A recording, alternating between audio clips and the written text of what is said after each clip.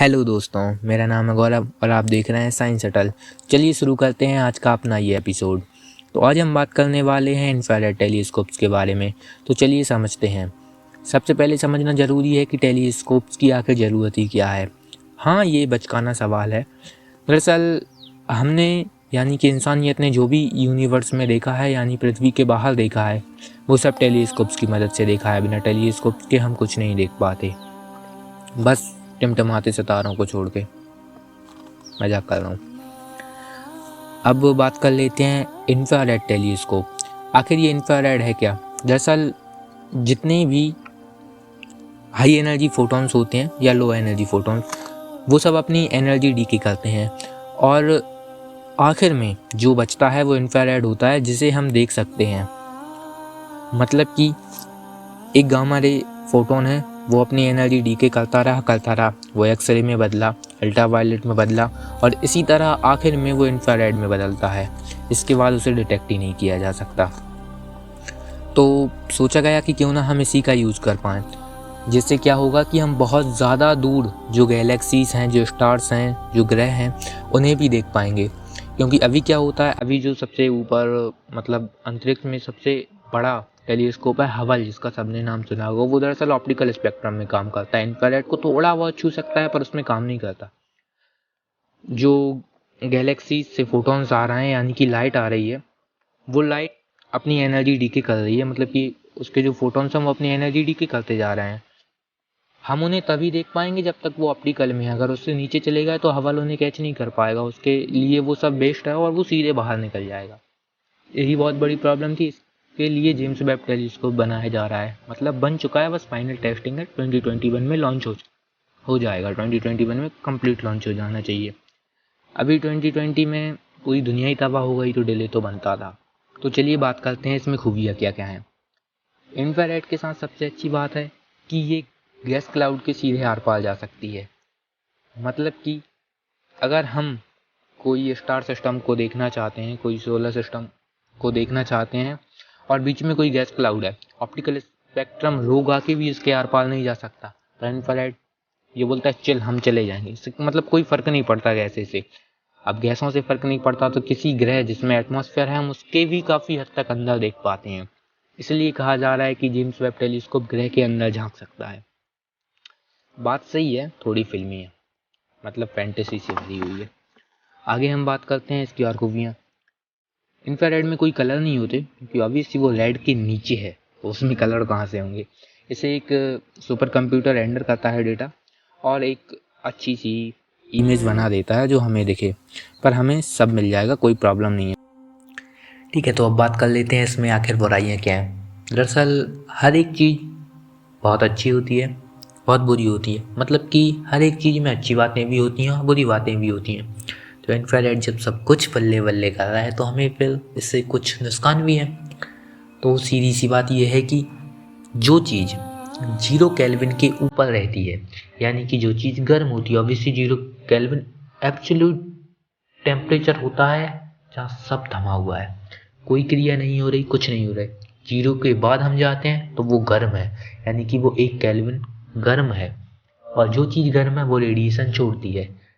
अब वो अपनी एनर्जी के ऊपर है कि उसमें कितनी एनर्जी है और वो कितनी जल्दी उसको डीके कर रहा है या कितनी देर लगा रहा है। गामा फोटोन जरा में अपनी पूरी एनर्जी डीके कर देते हैं। बात आती है डीके करते करते इंफ्रारेड बचता है जो स्लोली स्लोली आराम से डीके करता है।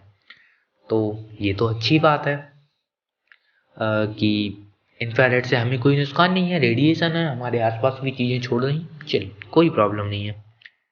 बात है टेलीस्कोप। इंफ्रारेड टेलीस्कोप के लिए जो सेंसर बनाया जाएगा, कैमरे में जो सेंसर होता है जो एक्चुअल काम पूरा सेंसर ही करता है, वो भी तो गर्म होगा।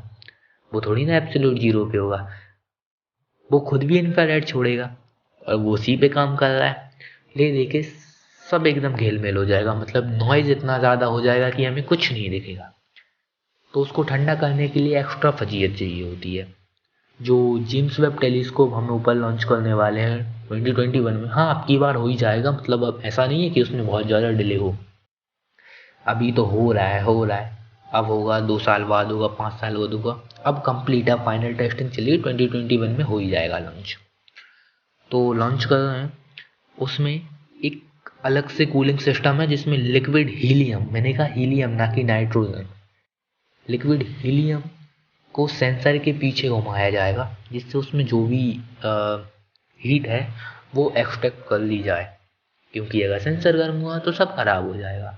और इसको हमने लैग्रांज पॉइंट पे रखा है, यानी कि पृथ्वी के पीछे, मतलब लैग्रांज पॉइंट पृथ्वी के पीछे नहीं होते, पर हमने ऐसा ढूंढा है कि वहाँ ये रखा जा सके। पृथ्वी के पीछे ही क्यों? क्योंकि सूरज से जो धूप आ रही है वो उस पे ना पड़े। अंतरिक्ष में सीधा सीधा ये होता है कि हम पर जिस साइड से धूप पड़ रही है वो साइड जल जाएगी और पीछे वाली है वो जम जाएगी।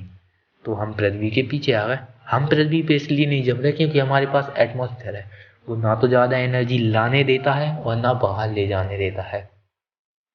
आपने पढ़ा होगा ग्रीन हाउस इफेक्ट, बचपन में पढ़ाते हैं 5वीं 7वीं क्लास में। तो हमने इसको पृथ्वी के पीछे रखा है जिससे ये हमेशा ठंडा रहे। जनरली जितने भी टेलीस्कोप ऊपर अंतरिक्ष में भेजे जाते हैं उनको धूप में रखा जाता है कि ये हमेशा धूप रहे, जिससे इसके सोलर पैनल्स काम करते रहें। इसको हमें छाँव में रखना पड़ा। हाँ, पावर के लिए आरडीजे की व्यवस्था की गई है जिससे कोई प्रॉब्लम ना हो, ये हमेशा चलता रहे। हमेशा तो नहीं, इसका टाइम ही 5-6 साल है पूरा। तो एक्स्ट्रा फजीयत पे फजीयत होती है, इसलिए ये हम कम बनाते हैं। और दूसरी बात, ऐसे हम पृथ्वी पे नहीं बना सकते। अब आप कहोगे बन रहा है एक्सट्रीमली लार्ज टेलीस्कोप जो कि इंफ्रारेड पे भी काम करेगा, वो तो बन रहा है ना पृथ्वी पे। बात है हमें शुष्क जगह चाहिए, क्योंकि जो इंफ्रारेड है वो पानी से डायरेक्ट रिएक्ट करता है। इंफ्रारेड क्या है? डायरेक्ट हीट है, रेडिएशन तो ऑब्वियस सी हीट ही होती है। तो हमारे एटमॉस्फेयर में आर्द्रता है, यानी कि वाटर वेपर्स। जैसे ही वो इंफ्रारेड टच करता है, H2O एनर्जी एब्जॉर्ब कर लेता है और हमें कुछ नहीं मिलता। तो पृथ्वी के अंदर इंफ्रारेड रेडिएशन बहुत कम आ पाता है, तो टेलीस्कोप को क्या मिलेगा? इसलिए इसे शुष्क वायु में रखा जाता है। इसलिए जो एक्सट्रीमली लार्ज टेलीस्कोप बन रहा है वो रेगिस्तान में बन रहा है। और इन्हें जनरली बनाए जाते हैं बहुत ऊंचे एरिया, ऊंची जगह पे बनाए जाते हैं, क्योंकि समझ रहे हो ना, पानी नहीं चाहिए हमें, आर्द्रता नहीं चाहिए हमें, सूखा सूखा चाहिए सब। और रेगिस्तान तो गर्म होगा ही, तो उसको ठंडा करने के लिए भी बहुत सारे झंझट हैं। ये सारी बहुत प्रॉब्लम्स होती हैं। और जो हम 60s से बना रहे हैं, 1960s से, तो पहले क्या था, जो बलून होते हैं आपने देखे होंगे जिनमें लोग बैठते हैं, उड़ते हैं, सैर सपाटा करते हैं, जो भी, दरअसल उनमें रख के इन्हें उड़ाया जाता था। लोग रहते थे वैज्ञानिक, वो ऊपर, जब बहुत ऊपर कुछ 40 किलोमीटर तक पहुंच जाता था फिर देखते थे। बहुत ज़्यादा फजीहत थी। उसके बाद नेक्स्ट जब हमने एरोप्लेन बना लिए तो फिर उस पर आने लगे, और फिर अब तो रॉकेट है, डायरेक्ट ऊपर पहुंचा दो। तो जो जेम्स वेब जा रहा है उसका बहुत सही काम है, 5-6 साल होगा फिर ख़त्म हो जाएगा, उसमें उतना ही दाम है। तो ये था मेरा प्रेजेंटेशन इंफ्रारेड टेलीस्कोप को लेकर। अगर समझ आया हो तो वीडियो लाइक कर देना, शेयर कर देना, और अगर वीडियो बुरी लगी हो तो डिसलाइक भी कर सकते हैं। ऐसे ही और